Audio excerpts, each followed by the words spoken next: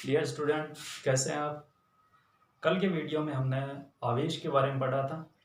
आवेश की डेफिनेशन पढ़ी थी, आवेश के प्रकार पढ़े थे और हमने ये पढ़ा था कि इलेक्ट्रॉन सिद्धांत के आधार पर हमने ये पढ़ा था कि वस्तु आवेशित क्यों होती है, यानी धनावेशित क्यों होती है, ऋणावेशित क्यों होती है।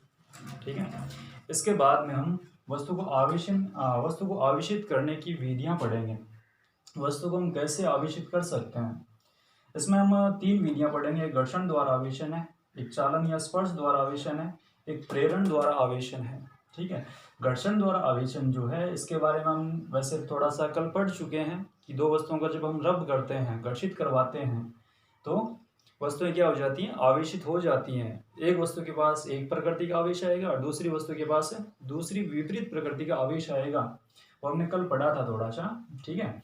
अब हम तीनों विधियों को विस्तार से पढ़ेंगे। तो सबसे पहले हमारे पास विधि है कौन सी, घर्षण द्वारा आवेशन।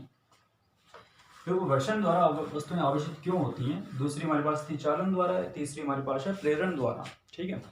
अब इसमें देखो, घर्षण द्वारा आवेशन, जैसे दो वस्तुओं को अगर हम लें और उनको हम आपस में रब करवाएं, यानी घर्षित करवाएं। वस्तुएं सभी हैं वो किससे मिलकर बनी हुई है, वो परमाणु से मिलकर बनी हुई है। ठीक है।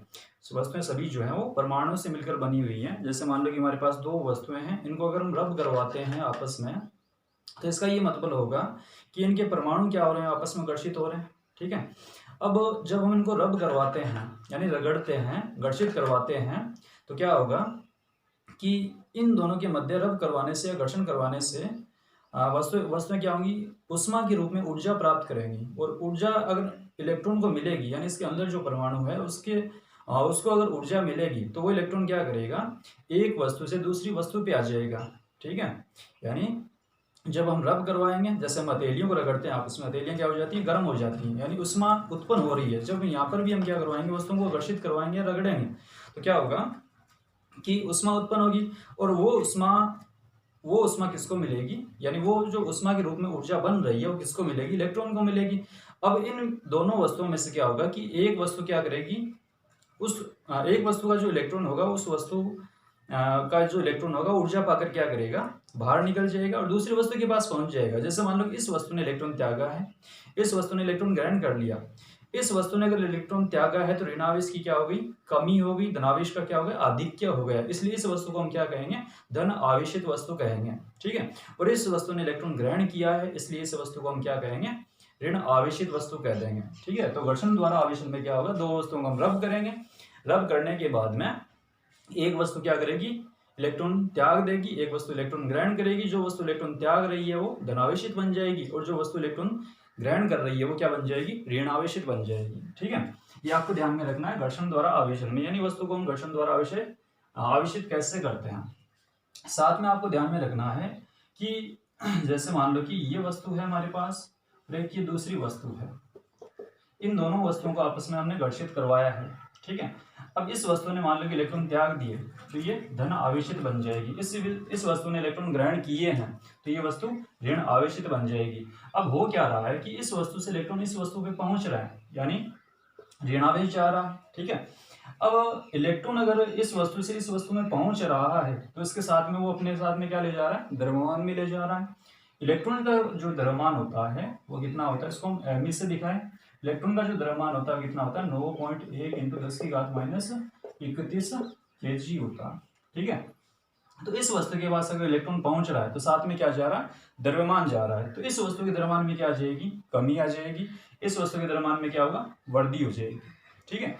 ये द्रव्यमान में जो कमी या वृद्धि होती है वो नगण्य होती है, न के बराबर होती है, क्योंकि इलेक्ट्रॉन का जो द्रव्यमान होता है बहुत ही कम होता है। ठीक है। यानी अगर हम 10⁻31 को देखें तो ये बहुत ही कम मान है। तो आपको ये ध्यान में रखना है कि जो वस्तु ऋणावेशित हो रही है उसके द्रव्यमान में क्या हो जाती है, वृद्धि हो जाती है। ठीक है। वो वस्तु इलेक्ट्रॉन ग्रहण कर रही है तो इसके साथ में क्या जा रहा है, द्रव्यमान भी जा रहा है।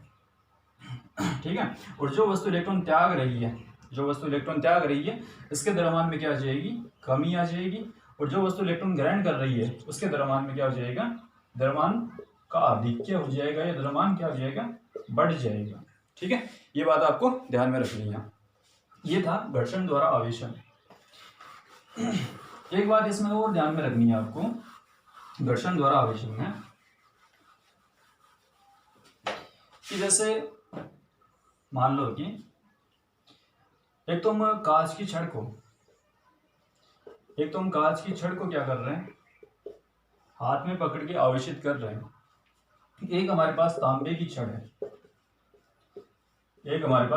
छड़ है, इसको अगर हम आवेशित कर रहे हैं हाथ में पकड़कर, तो कांच की छड़ यानी घर्षण द्वारा भी हम आवेशित कर रहे हैं कांच की छड़ को, और तांबे की छड़ को भी हम घर्षण के द्वारा ही आवेशित कर रहे हैं, यानी दूसरी वस्तु के साथ रब कर रहे हैं।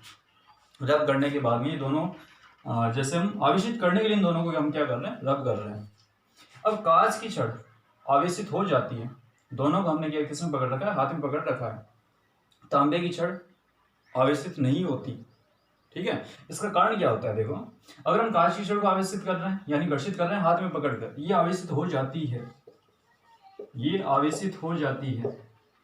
आवेशित नहीं होती, ठीक है। इसका कारण क्या होता है, देखो पदार्थ जो होते हैं वो दो प्रकार के होते हैं, वैसे तो तीन प्रकार के होते हैं, एक अर्धचालक भी पढ़ते हैं, वो हम आगे पढ़ेंगे। अभी हम दो प्रकार बता रहे हैं पदार्थ के, एक तो चालक होते हैं, एक होते हैं कुचालक। देखो चालक कौन से पदार्थ होंगे, थोड़ा सा मैं ये आपको एक्स्ट्रा में बता रहा हूँ। चालक कौन से पदार्थ होते हैं, जैसे जो परमाणु होता है, प्रत्येक पदार्थ जो होगा किससे मिलकर बना होता है, परमाणु से। नाभिक में क्या होगा, धनावेश, किसके कारण, प्रोटॉन के कारण। यहाँ पे चक्कर कौन लगाएंगे, कोष में चक्कर कौन लगाएंगे, इलेक्ट्रॉन, ठीक है। अब देखो ये हमने कल भी पढ़ा था इलेक्ट्रॉन सिद्धांत में,